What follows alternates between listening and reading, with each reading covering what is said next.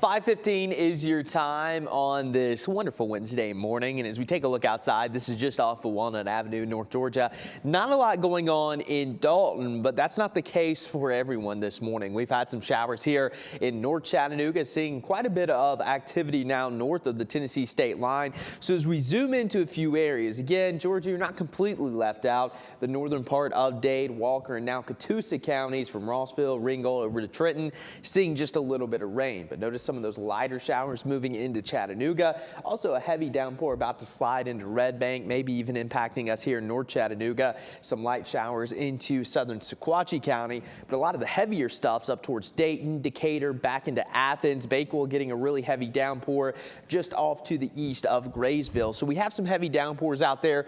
Could be a few rumbles of thunder, maybe a flash of lightning or two. Not seeing anything severe, but there will be wet roads as you're stepping out the door on this Wednesday morning. So just be mindful of that. Temperatures generally in the 60s. Will be in, I'd say, the low 80s once again today, which is about 5 to 7 degrees below normal. Higher elevations likely to stay put in the upper 70s today. So after this first wave of showers and storms this morning, we should get a pretty prolonged break. And then by this afternoon, especially if we can get some sunshine, another round of showers and storms certainly will be possible. Not necessarily going to be anything widespread, but there could be some locally heavy rain, gusty winds, just your typical summertime pop-up showers and storms. Some of this will gradually fade away as the sun goes down, and then overnight can't rule out a few additional showers. And then by the time we wake up tomorrow morning, more green showing up. So we could have a wet Thursday morning commute for some as well. Not going to be widespread, but there will be some showers, and then showers and storms going to continue to fire up tomorrow afternoon. And some of these tomorrow could be on the stronger side because we are going to have a front coming through, quite a bit of storm fuel.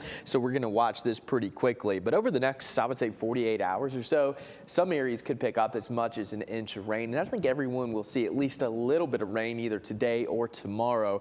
So going to be somewhat active over the next 2 days. Then we dry out and warm up. In fact, look at that. For the first time in a while, we're going to hit 90 or above on Friday. It's going to be brief, though, so if you're not a big fan of the summer-like weather, well, by Sunday, Monday, and Tuesday, we're back in the upper 70s to lower 80s. And yes, it has felt like fall, but we're still 19 days away, so just under 3 weeks at this point. Now, switching gears briefly from fall to the tropics, because, again, the peak of the Atlantic hurricane season is just a week away on September 10th, and we do have some activity out there.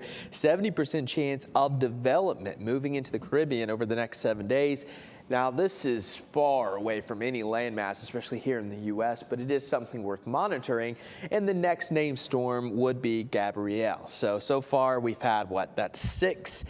And this would be the 7th. So we likely will have the 7th at some point over the next 7 days. But again, no worries as of now, but we'll keep you updated on that. Here's a look at 7-day forecast. 85 tomorrow, more showers and storms in the forecast. Friday going to be the warmest day of the week, 92.